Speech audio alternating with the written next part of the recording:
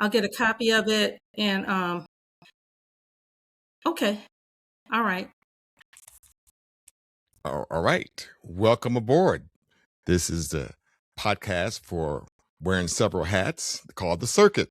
And today we are going to be interviewing Vernell Wilson.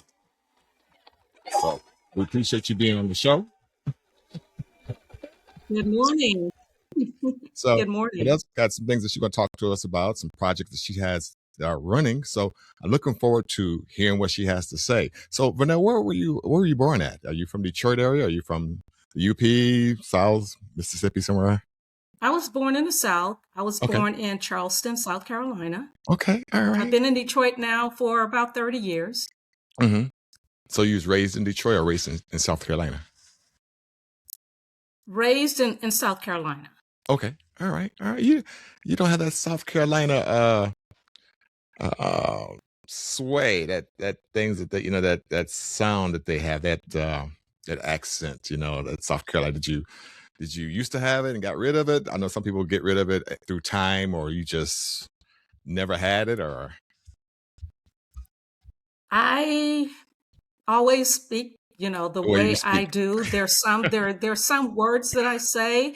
Mhm. Some people would recognize that it is a Southern dialect. So I Okay. actually still have that. And Okay. it comes from time to time. Now, it is dialect for South Carolina the same as North Carolina? I would say no. No. I Okay. would say no. Yeah, Okay. and there's some parts of South Carolina where it's even different. Okay. Like on What the was? islands, like Johns Island, James Oh, Island, wow. I didn't think some about of those those. areas. Yeah. What hmm schools did you go to down there, or up here, or anywhere? Oh, okay. So I went to Charleston High School Okay. in high school, and I went to the College of Charleston for a couple of semesters, Mm-hmm. and then I went to the Baptist College of Charleston, Okay. All right. which is now Charleston Southern University. Okay. All And right. I went to Walden University, where I got my master's degree. And with all these different schools you went to in your master's degrees, what was your aspiration? What was your goal that you were looking forward to doing? Well, my goal when I first went to college, I thought I would major in nursing to become a Okay. nurse. Okay. And then I changed that to medical records administration. Uh-huh. And I got my associate's degree in medical records administration. And then I later decided to get a business degree. So I majored in business administration with emphasis in management. Mm-hmm. And you have a book out, don't you? Don't you have a book or a couple books? I'm not sure how many books you may have written, but you've written a book or two. Yeah, I do have a book that I recently published. Well, it's been about maybe 3 years now that it Okay. was published, but I was working on it for quite some time. Okay. But yeah, What's the name of I the do book? have a book out. So this So, book is it's based on a true story of Christmas events that started, okay. oh my goodness, very long time, decades ago. And my grandmother, actually my husband's grandmother, but I knew her as a grandmother as well because I didn't know my own grandmothers. But she pretty much asked me to write the story of what she and her husband started when they moved from Pennsylvania to Detroit. And they started gatherings around on Christmas Eve, where Mm-hmm. the family gets together and they share food and exchange gifts, and Okay. they Yeah. invite neighbors, friends, and everybody just get together and have a wonderful time. And she Okay. wanted me to write her story, and by the grace of God, I was able to finally get that book published Sounds like a and great tell the story. story. Where Yeah, can they buy that book at? thank Is you. it on Amazon Prime? Where can you purchase a book? It is on Amazon, Okay. but they can also purchase it directly from Dorrance Publishing, that is the publisher, and I have some copies that are also available for sale. Okay. So they can So actually reach out to me as well. one of the real things that we're here, you are putting together, or you have a thing called S.T.O.P. S.T.O.P. the takeover of patents, and that means a lot to me as well because I've got about a couple patents myself. I got two patents but two patents myself, so I'm concerned about that. So can you tell us a little bit about Stop and how you came up with that? Yeah, I was actually thinking about an ad Hmm. to place um, for an upcoming Black Inventors Okay. Museum Okay. um, in Chicago. And I wanted to support that event in some way and purchase an ad. Wasn't sure what to do an ad on. I mean, I had several things I thought about. And Hmm. then suddenly it came to me to do an ad on STOP, Okay. S-T-O-P, All STOP. right. And that is Stop Takeover of Patents. Okay. Stop And, and takeover. that's and that's based on a personal experience that my family has been dealing with for many years. So tell me what made you become involved in that. What's the issues that took place, or as so other inventors can know where you're going, where you're coming from on this part. Yes, well, our patent was infringed upon, Okay. um, and according to our former patent attorney, Uh-huh. there are a lot of them out there. Oh. So there are Okay. many infringers that have taken over our patent. Okay. And the patent is from, it stems from an invention camp that Mm. we, placed our daughter in when she was Okay. 7 years old. She was in Hmm. second grade. And the children had to come up with a product. Okay. Um, and they had to display this, give a presentation, demonstration of how it worked Hmm. at the end of the camp, and invited friends, family, people to come and see their uh, presentations.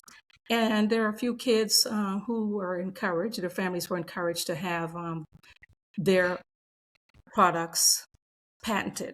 Uh-huh. And my daughter and my family was one. We were encouraged by the instructors. Oh, this is great. You should have it patented. Right. Right. So Right. that's how we got involved with patenting. Okay. Okay. So for someone who never has patented something, we have people. A lot of people listen to this show.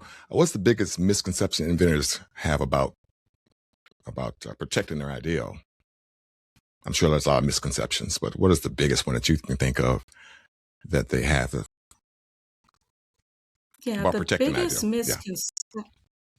Yeah, the biggest misconception that my family has experienced is that we truly thought that once you have a patent, and we actually had a U.S., Mexican, and Hmm. Canadian patent, Okay. at one time. But we held on to the U.S. patent, and it was just, we could have lost it because we fell on hard times at one point, but for Okay. some Yeah. reason, we still managed to hold on to that U.S. patent. Uh-huh. Um, and we thought that your patent truly was protected because it is your Mm. idea, your patent. But we found out that that's not necessarily the case. And even when you start a litigation process, that, from what I understand, if you're dealing with giants, as we were, Right. Right. your attorneys can be literally, they could be paid off. Whoa. The giants that we were dealing with actually had, um, when our attorneys met with them, told them to drop us, to Hmm. literally drop us. And at that time, they said they were not going to abandon their clients. But, They I can do found that. out that sometimes those attorneys can be paid off. And I certainly think that that may have happened in our situation. So you said there's underhanded trickery, robbery, things that they should not be doing that maybe they probably think they can't get caught at, perhaps. Oh, we have found so many unscrupulous activities that took Mhm. place during our lawsuit, and we've had other attorneys look as well, and they agreed. And said, yes, you did have an infringement. Many of them say, yes, you did have an infringement of your patent, but you're dealing with the giants, and your patent attorneys are reputable. And yeah, so we found that there was a lot of unscrupulous things taking place, even from the court itself, that later sent us a letter informing us that the judge had stock in the defendant's company and should have recused himself, but he did not recuse himself. And so it was like, one thing after another. We were supposed to have a settlement conference that they did not even inform us of. Wow.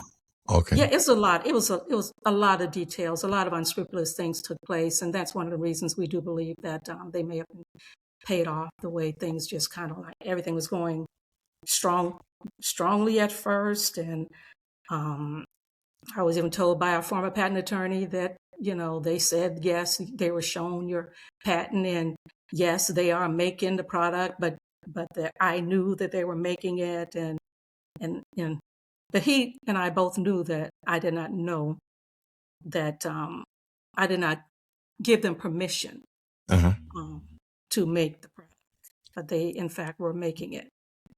They literally changed their design in 2009, the same year that our patent was shared with them by an executive of another major company, who had informed us that he was going to try to get, our product on their shelves, their shelves, but instead he shared it with the giant, and the rest was history.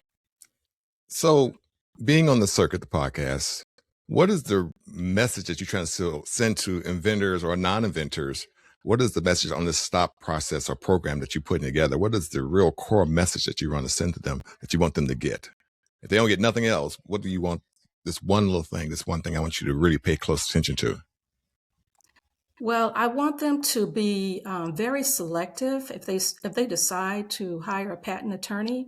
I really want them to be very selective in choosing a patent attorney. Okay, all right. They certainly would not want a situation to turn out the way it did in our case. So about choosing, how do you, I'm sure that you can go to Google and there's tons of patent attorneys you can choose from. So how do you say, I want you to be careful in choosing them, but careful at what? They all say they are patent attorneys. They all say they've done it before. What would you specifically look for so that you know that they're not going to screw you over?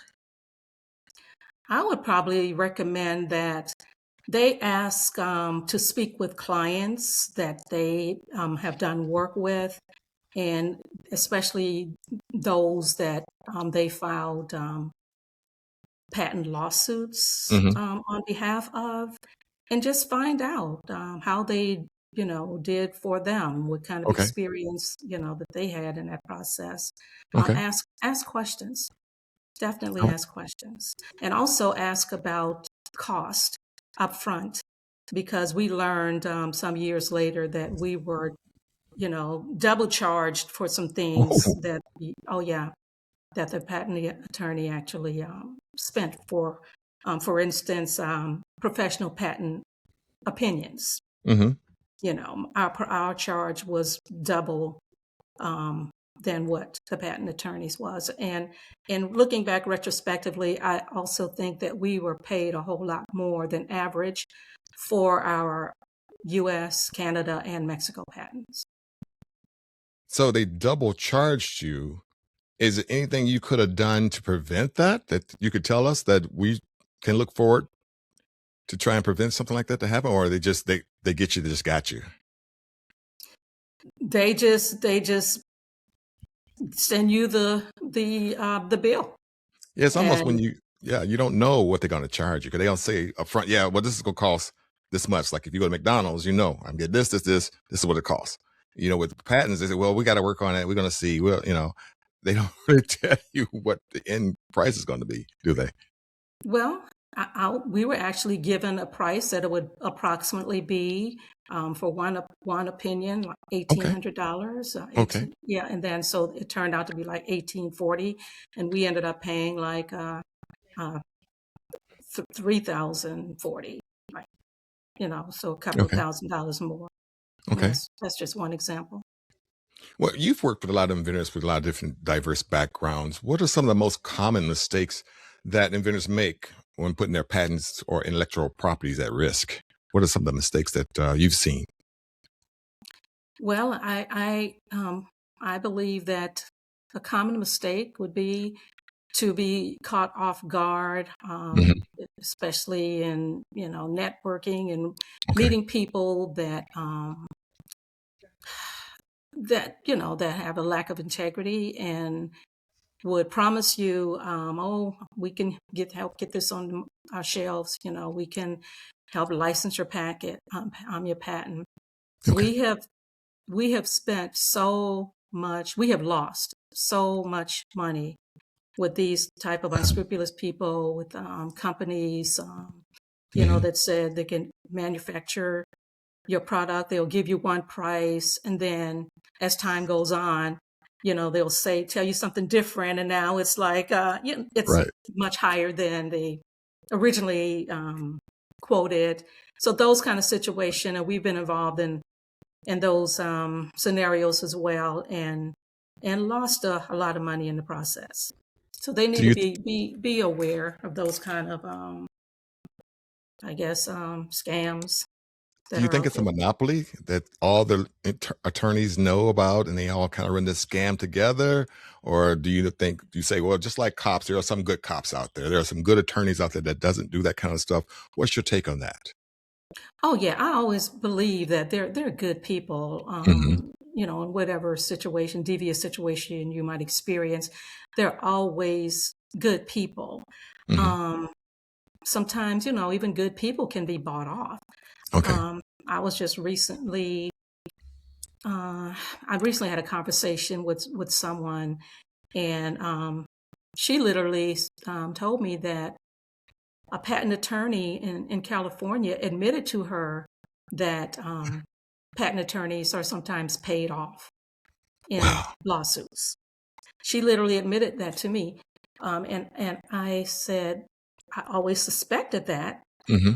the way things happen with our situation, our lawsuit, but you can't put your hand on it. I mean, Okay. but you just know that unscrupulous things took place, and you're, just asking, well, why didn't they inform us of the settlement conference? Or why did these attorneys tell them to drop us?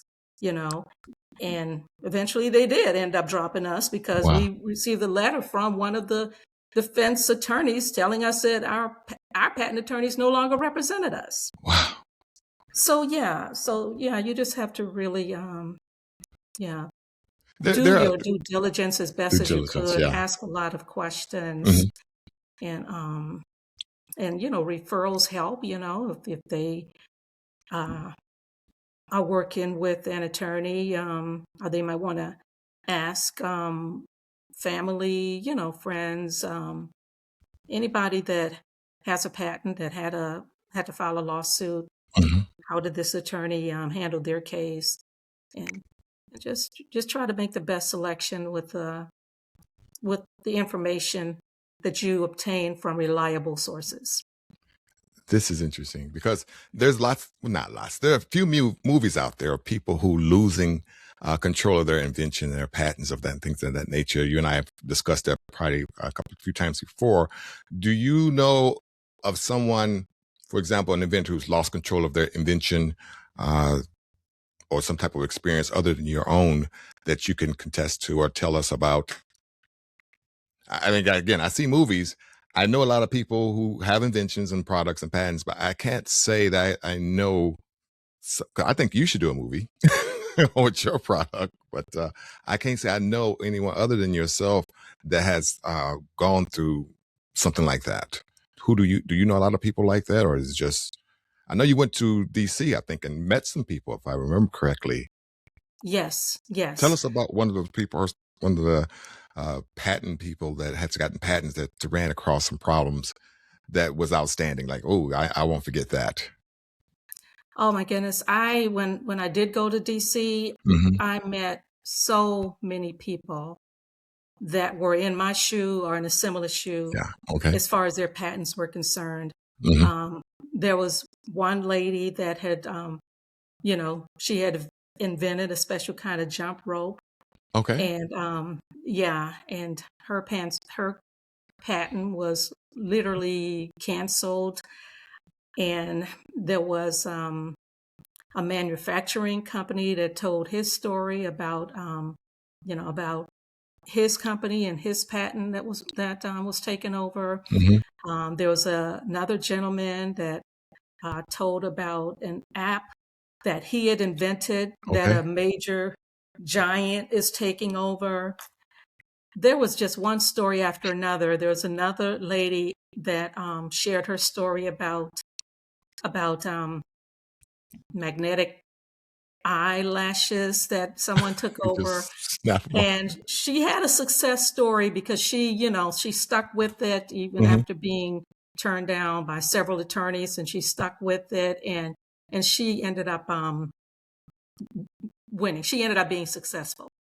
Yeah, so there's some Okay. success stories out there as well. We all know about the Joy story from the movie. Yeah, You that's a good know, we movie. I like watching that. yeah, we know about the guy from Ford, I believe, with the Hmm. windshield wiper. Yep. Yep. Seen that one. And then I was just recently referred to a movie that also involved, this one guy and how his funeral business was taken over by Hmm. another company. That's a relatively newer movie that I think came out in 2023, if I'm not mistaken. Hmm. Hmm. So, knowing all this, what are some of the warning signs that, and when dealing with inventions, promotional companies, license firms, potential investors, what are some of the warning signs when they approach you with this? I can do this for you, or I can get you here, or I can get you this amount of money. What are the like?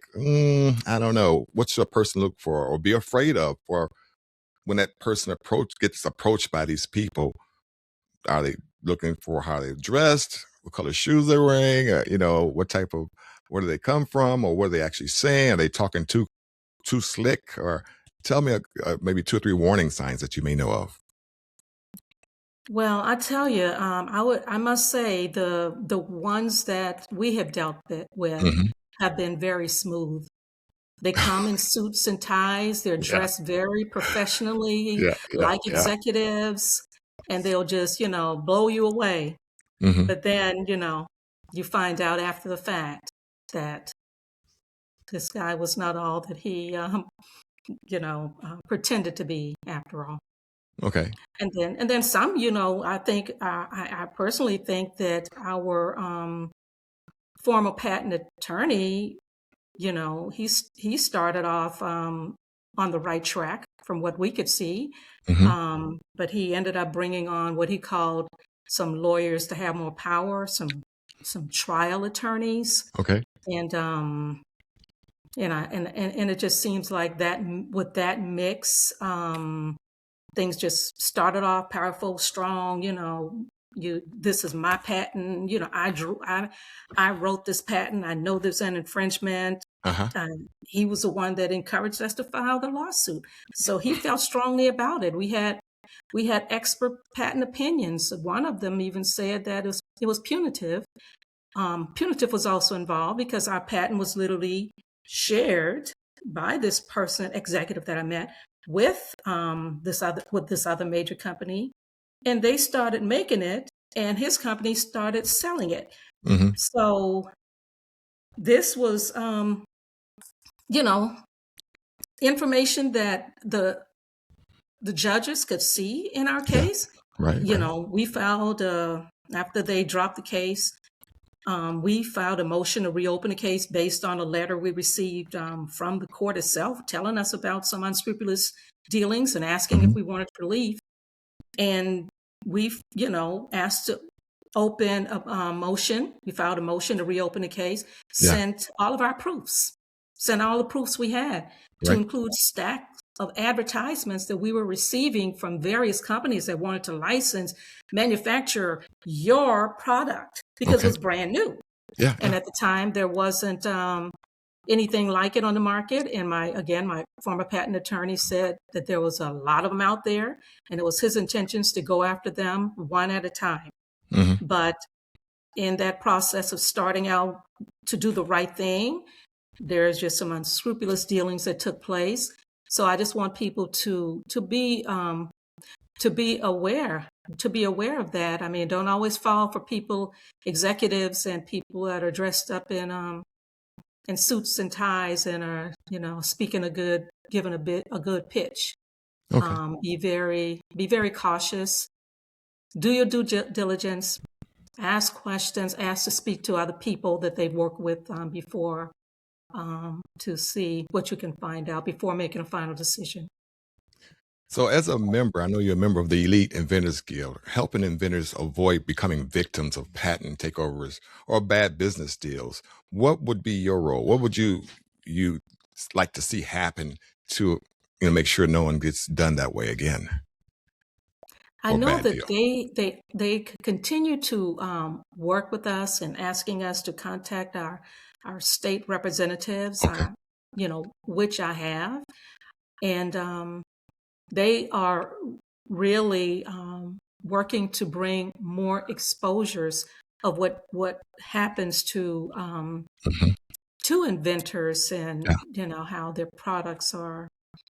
um, their products are taken and their patents are stolen, and a lot of times by giants. Hmm.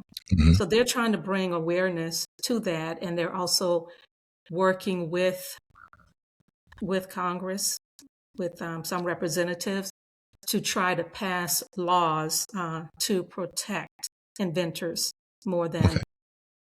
what's currently in place. Okay. So, with all the new AI in place, what's your thoughts on AI as far as the artificial intelligence and how things are changing? How do you think it will affect patents, inventions, or intellectual properties over the next decade? I think it will Hmm. impact inventions in a great way. In fact, there's some items and I found this out through the group. There's some items that are generated by AI that cannot be patented because they are, um, you know, formed by AI or by the use of AI. Hmm. So that's a current uh, situation that's being looked into at this Hmm. point. So it definitely could prevent some inventors from getting their products patented because they utilized AI. Okay. So, as you yourself, your husband, and your daughter are inventors, what are some innovation things that you guys are thinking of that you're most proud of that you see on the horizon that's going to come out? Well, we in this process we have had a non-working prototype done, and Uh then huh. we had another one um, done for a working model. Okay. Um, However, we have reservations because, again, as our former patent attorney said, there are so many out there. If we were to put what we have on the market, we would become infringers because there's Yeah. so many of them out there. Yeah. So we do have prototypes, but it's I just w- one of those situations. Do we even do anything because there's so many out there? well, So if you many. do, I'm just thinking, I'm just spitballing. Wouldn't you want them to come after you? And you can say, well, yeah, come on after me because you can't bring any proof that you had this product before I did. And that would speed the court system up because they're going to put money to try and go after you. Or do you think they're not going to go after you? They just go ahead and put it out there and do your thing. And we're all out here, after chasing after a dream. What do you think they would do? Well, we actually had the proof, as our former patent attorney informed us, that the major company that infringed on our patent did not have a patent because Hmm. we had the patent. Hmm. But that still did not lead to any success in our Okay. lawsuit. You would think it would have because they didn't Okay. even have the patent. We have the patent. and the product that they did had was revised in 2009, which was the same year that our patent was shared with them. Hmm. So if that didn't make a difference, I can't really say Okay. what would. I think it, we know that there were some a lot of successful stories. Okay. So it just depends. I think from what I understand too, it sometimes makes a difference where your patent lawsuit is filed. Mm. Yes, from what I Talk understand, on that. Michigan is not an ideal state where a patent lawsuit should be filed, Oh, but Texas is, and that's okay. the information I just recently, That's you good know, intel. Good yeah, that's information. what, yeah, exactly, because from what I understand, patent attorneys don't necessarily have to file in the state that you're in. I They didn't can know that. file from any state, Wow. from what I Because this is a understand. government thing. Yeah, your patent is federal. It's not a state thing. Yes, yes. So that's what I understand. It could depend on the state that you file your lawsuit in. That could make a difference. Okay. Yeah. Well, how about this? As an inventor listening to this show, The Circuit, has no money, has no business experience, has no patents, nothing like that.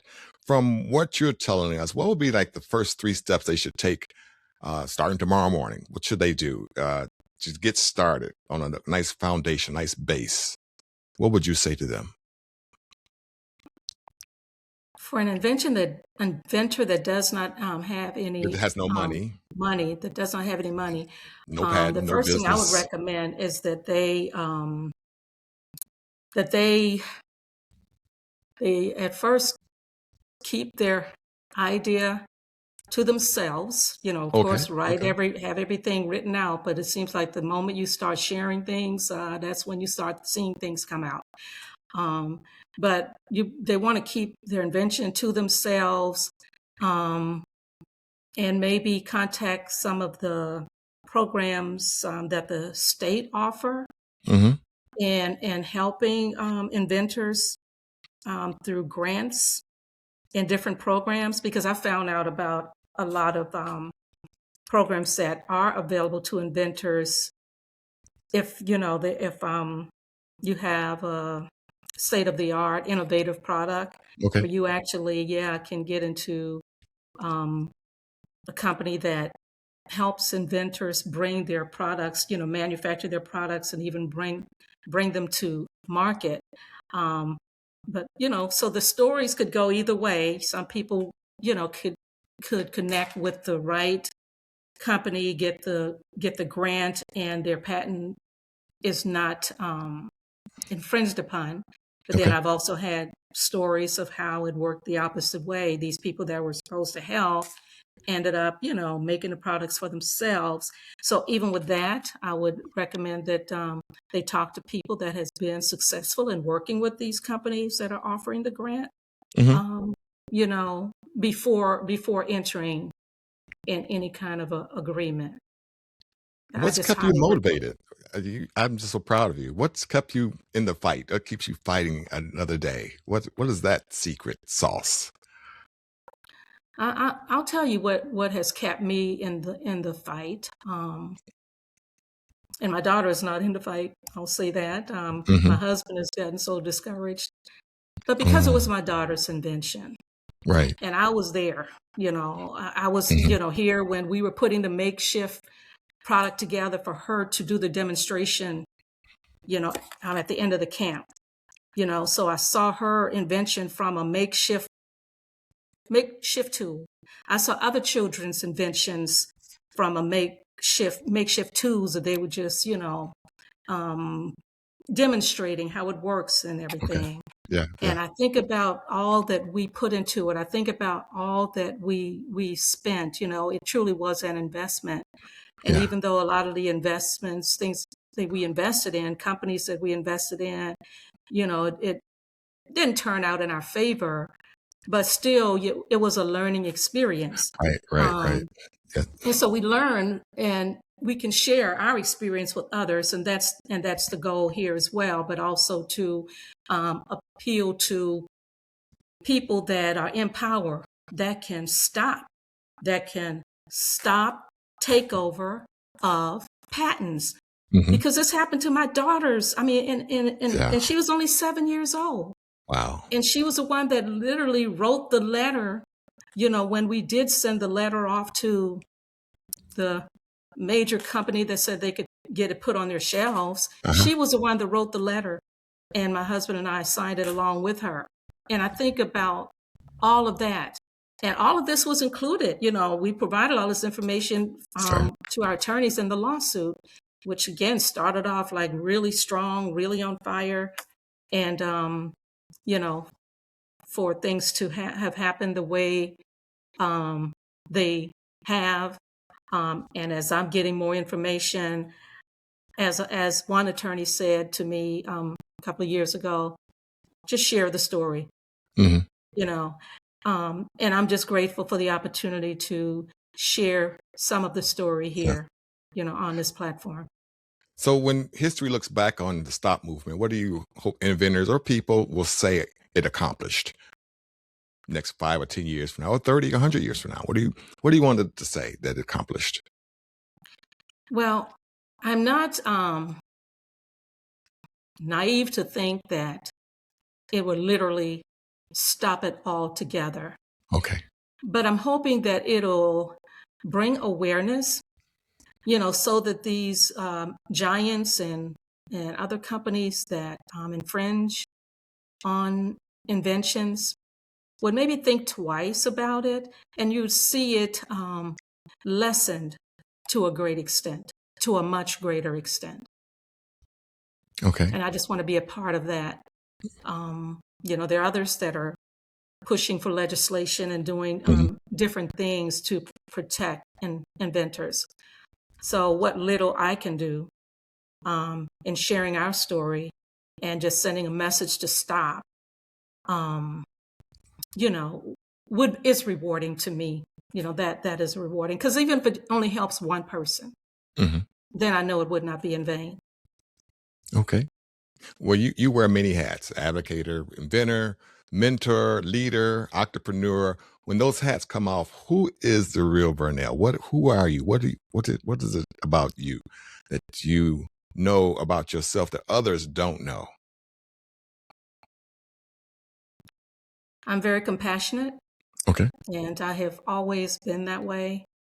I've always been a person that, wanted to help people. And because of that, I have, found myself wearing a whole lot of hats and doing a whole lot of things and making a difference in many ways. And for that, I'm grateful.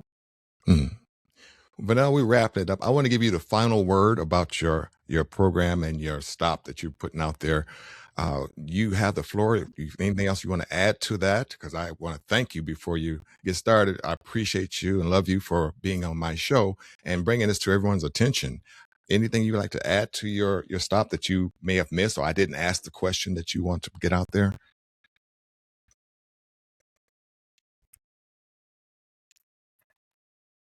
I just want to add, should some of the people, and you know who you are, happen to watch this video, if you can do the right thing, I hope that you would have the heart to do the right thing. And you know what the right thing is.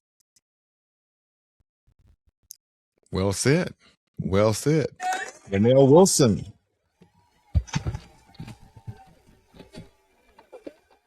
I think you done it. I think you put it out there. I think it's going to be well received. And if anything else that you think you need from me or anybody that on my staff, you have my number. I want to tell you thank you so much for being on the Circuits podcast. It's been a minute for me to try and get Vernell on the show, but I finally got her, and we're going to get this out to the right people so they can see this and view this at the museum out in New York. And I think a change is going to come. It comes in strides and you have to make steps.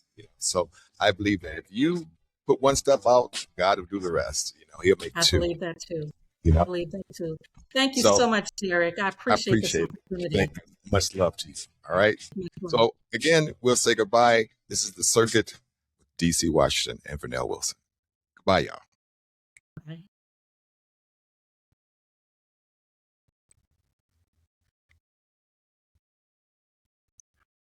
Okay.